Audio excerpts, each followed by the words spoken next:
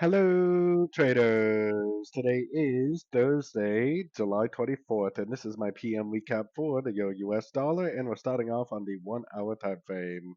So we had another pretty nice push up this morning. Had my Fibonacci retracement here. This was definitely a nice Fibonacci bounce. Probably not the best three-wave pattern down, but it definitely was three-wave down. Then a nice news event to cause it to continue up. Now, if we jump up to the daily time frame for a second, we can see that we are sitting at the 78%.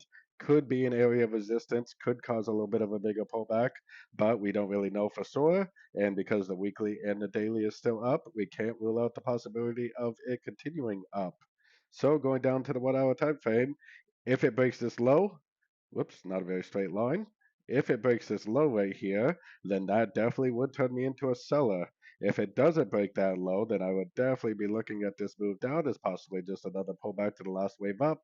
If the market is going to continue to trend on the daily, this sideways price action should only be a pullback to the last wave up, which means that it shouldn't break structure to the downside. If it does, we'll start looking for shorts after the break of structure.